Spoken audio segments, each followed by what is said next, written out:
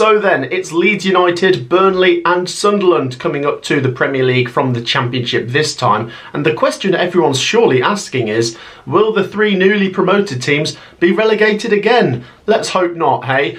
Today we're going to discuss it and see how they might be able to survive in this very unforgiving division. Welcome along to everyone. Be sure to share your thoughts down in the comments. It is still very early in the summer, so maybe there will be some transfer business that goes through that changes people's minds, but I would imagine the general consensus from a lot of people is the three teams are going to go back down again. I hope that's not the case anyway. Comment with your thoughts, drop a like, subscribe, and let's have a look at it today. So then, as we have all seen over the last couple seasons in the Premier League, the newly promoted teams have all gone straight back down at the first attempt. Let's get the table up from the last couple seasons and see what has happened.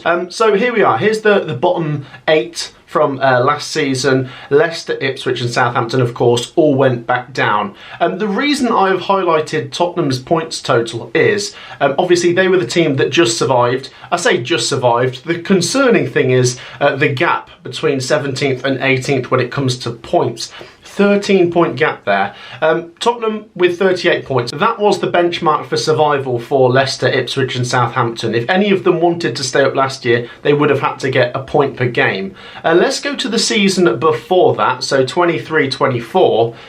Nottingham Forest survived with 32 points. Luton 6 points behind that. Do bear in mind, Forest were deducted 4 points, so they would have actually had 36 points, so the gap would have been even bigger, and the teams that went down would have needed even more points. So if you just take the last couple seasons, you probably need 37 points to finish in 17th place. That is a tall order for the newly promoted teams, because you know you're averaging a point per game to survive, and look at the teams that have gone down over the last couple of seasons. They're lucky to get to 25-26 points, and even then they're about 12 points off it. So then, what are the requirements for staying up in the Premier League? Well, first of all, as we've touched on, of course you need a good transfer window, and at this early stage it's quite difficult to judge who's having the best window out of the three newly promoted teams. I did say in yesterday's video with Sophie that at this stage right now, Sunderland and Burnley have stolen a little bit of a march on Leeds United. To counter that, I would say those two do need to make more changes. In particular, Sunderland. There wasn't a lot between Burnley and Leeds, if we're being honest. Sunderland have gone for a young approach. They're spending money, which I think they definitely have to. Some people could say it's risky, but what's the alternative? Because the current team that they've got that won the playoffs, I just don't see how that would survive. But even then, Leeds and Burnley, who got 100 points, I still think they need lots of good transfer activity and quite a lot of cash spent, really, to give themselves a fighting chance of staying up, because we saw the season before with Leicester and Ipswich coming up. Both got loads of points. Both did okay business. I thought Ipswich's business last summer was quite good. Just lacking that Premier League experience. That's the key thing here. But it's a lot easier to say than to do, isn't it? To bring in that Premier League experience. Anyway, what else do you need to happen? I think you need a collapse elsewhere. You really need to pull in someone from the established 17. Whether that be Wolves, maybe, losing Cunha and Aït-Nouri, could they fall off a little bit? Brentford, maybe? They've lost the manager. What happens if they lose both Mbeumo and Visa? Or maybe Tottenham or Manchester United or West Ham all have poor seasons again and they're all down there on about 40 points. What you need is a collapse, though. You need one of them to have a really slow start as well. But even then, when you look back to last season, Wolves had a really slow start, and in the end, they still stayed up rather comfortably ahead of Ipswich and Leicester, and yeah, definitely Southampton. And then the final thing, roughly 37 points needed, but it is difficult to tell. Like I say, if one of those established teams have a collapse, let's say Wolves really fumble next season, they could maybe just get 32 points, in which case Leeds, Sunderland, Burnley, if you get to 33, you're ahead of them. But I'm thinking 37 is a rough guide, but try and stick close to a point per game. So that's the thing to take away, staying close to a point per game. So just quickly then, 37 points from your 38 games, whether that's 9 wins and 10 draws, that's how you can get there, or 10 wins and 7 draws, you can do the maths on that, but you probably need about 10 wins That's to get to 37, 38 points, because you are inevitably going to draw some games. So, like I say, staying close to or being above a point per game is absolutely vital. You don't need me to tell you that, but it is just such a big part of next season that if Sunderland, Burnley and Leeds are all on about 5 points after 10 games, then we're going to be thinking, oh, here we go again. To give an example, if you've only got 22 points after 30 games, and that's when you start to get to the final run-in, 8 games left, you need to win 5 of the final 8. And bear in mind, this is the Premier League now. There are plenty of games which are sort of write-offs. I don't want to say that never in a million years could Leeds United beat Liverpool or Man City. Of course they could on their day, but those games, whether it's Liverpool at home, Liverpool away, Man City at home, Man City away, Arsenal at home, Arsenal away, there is just 6 examples of games that you're very lucky to get anything from. And that's not me being mean, that's just the Premier League. The gulf in classes is enormous now. Anyway, let's get on to these teams now individually. Leeds, Burnley and Sunderland, their first 12 games. And like I say, staying close to a point per game is vital. So here is Leeds' first 12 games. Everton at home, Arsenal away, Newcastle at home, Fulham away, and so on and so forth. I've split it into 3 little chunks of 4 games. And what I've put next to it is the minimum, really, they need to take from those games. You know, Everton at home, Arsenal away, Newcastle at home, Fulham away. That's a pretty difficult start for Leeds United. I really think they need to get something from the Everton game, and preferably a win. Because if they don't, I really struggle to see how they're going to get anything at Arsenal. Newcastle at home is very, very difficult. And Fulham away, I mean, you know, that's a difficult game. You have to at least win one of those Everton or Fulham games. You just have to. I know you could say, in theory, you might lose to Everton and beat Arsenal. Yes, it's possible. But you've got to look at the mid-table teams and you have to take points off some of them. Right, anyway, after that, the next 4 games, things open up a little bit for Leeds. Wolves, Bournemouth, Tottenham, Burnley. I think you've got to try and win 2 of them. Like I say, you know, maybe, yeah, you win 1 and you draw 1 and you've picked up 4 points from that chunk of 4. But the thing is, you've got to bear in mind that, like I say, the more difficult games are around the corner. You don't want to be going against Man City, Liverpool and Arsenal a few weeks later and need a result. It's obviously best to try and capitalise on a really favourable run-in and go above a point per game in that little spell, and then you can afford a few defeats later down the line. West Ham, Brighton, Forest, Villa, bit of a mixed bag, but quite difficult really. Brighton and Forest away, Villa at home, tough, so at least win one of those. And like I say, look, I've said there, this isn't a prediction by the way, but if Leeds can get 3 points, 6 points, 3 points, that's 12 points from the first 12. They could get more than that in theory, but what I'm talking about is just staying close to a point per game. And I think that middle chunk there with Wolves, Bournemouth, Tottenham and Burnley, that's a really telling set of games for Leeds. If they don't win any of those 4, then for me, alarm bells are going off at this early stage as well, because like I say, it's so important to stay close to a point per game. Leeds fans, share your thoughts. Let's talk about Burnley.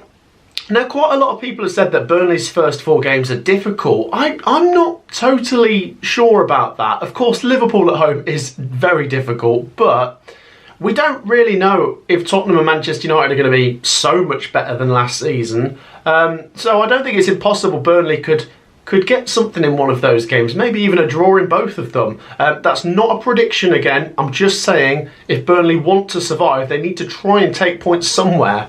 The Sunderland at home game though is definitely the one Burnley have to win. If they're going to get 1 win from those first 4, it's surely going to be in that one. But Sunderland are going to be just as desperate. But Sunderland's first few games are not bad either. We're going to come on to theirs in a minute. But look at this. I mean, Burnley's next 4 games. Forest, City, Villa, and then Leeds. I think if we're being realistic, Forest, Man City, Villa might not win any of them. But then you have to win the Leeds game. And then Wolves, Arsenal, West Ham, Chelsea. I mean, it's not easy. The 2 home games there are really difficult. But you've got to keep moving. You can't just, you know, keep losing and being like, well, easier games will come. You have to win the so-called easier games when they do come. Difficult, a bit of a mixed run there, but like I say, not impossible. I think, you know, from those first 12, Burnley have really got to try and win at least 3. Couple draws on top and you might get to a point per game from your first 12. Right, let's talk about Sunderland. It really gets more difficult as it gets going, because you look at the start here: West Ham at home, Burnley away, Brentford at home, Palace away. That is not a bad first 4 games. I mean, it's not easy. This is the Premier League, but it could be worse, is what I will say. And the thing is, right, you might, if you're a Sunderland fan and you get 4 points from those first 4 games, you might think at the time, oh, look at that, we're on a point per game. But these are the so-called easier games, if we're being realistic. So I think Sunderland have to try and aim for 6 points in those first 4 games. I think they've got to try and win 2 of them. And if they could stop Burnley from winning, if they can go there and get a draw or even win that one, huge result. That's a massive game early on. Villa, Forest, Man United, Wolves, bit mixed. Villa and Forest, difficult, but Man United and Wolves, maybe they'll get something there. And then, I mean, Chelsea, Everton, Arsenal, Fulham. That's a difficult little run there. Everton at home, maybe the most winnable game there, but even then, not easy. So I think Sunderland, you know, I know we're talking about being close to a point per game, but in those first 4 games, I think they need to try and get above a point per game, because the games only get harder. So yeah, an opportunity. If you're a Sunderland fan, you might lick your lips thinking, here we go, we could get off to a good start. But it feels like you actually have to now.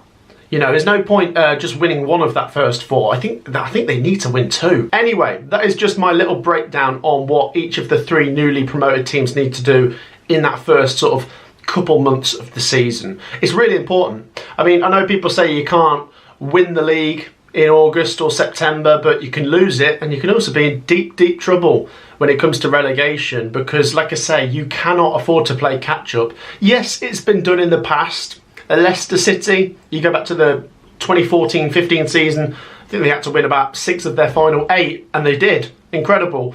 But that doesn't happen often. You can't rely on that all the time. So really important to get off to a semi-strong start. If you're a Sunderland fan, probably quite a strong start given the fixtures there. So share your thoughts down below. Just before we wrap up this video, guys, I thought it would be interesting to get a Sunderland fan's perspective on being back in the Premier League and how ruthless and tough it's going to be. Yes, it's exciting for the newly promoted teams, but for Sunderland, it's 8 years since they've been in the top flight. Let's see what Michael has to say. Great YouTuber, by the way. Check out the link in the description. Let's see what he has to say. Thank you very much for Matt for asking me to contribute to his video. Subscribe to his channel. Great work as always. Expectations or hopes for Sunderland this season to try and finish 17th, but I'm aware that that is a lot easier said than done. I think a lot of it sort of depends on our recruitment and how we adapt to the Premier League. If our recruitment's got to be pretty much 10 out of 10, and even then it might not still be enough. It just depends really. We're kind of hoping to finish above Leeds and Burnley, and then hopefully one of the teams has an absolute stinker out of the top 17 and decides that they don't fancy being in the Premier League anymore. So my hopes that right now I think we finish 19th, but that can change massively when it comes to what players we sign, the quality of players we sign, the level of recruitment, and how Lebris adapts and stuff like that.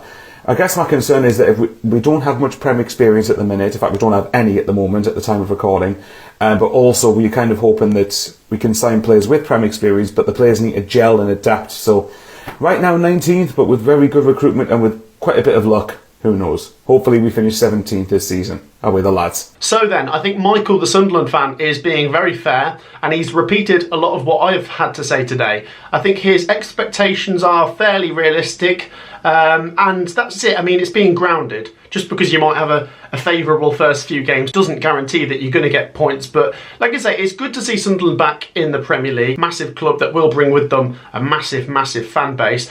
Be sure to check out Michael's channel, guys. Please do. It's the first link in the description. And thank you so much for joining me, Michael. Like I say, if you're a Leeds, Burnley or Sunderland fan, how are you feeling? Let me know your thoughts down in the comments. I really pray to God that someone survives this time. Make sure you've dropped a like, it only takes 2 seconds, and be sure to subscribe. Thank you so much for your great support. I will see you in the next video. Take care, peace out.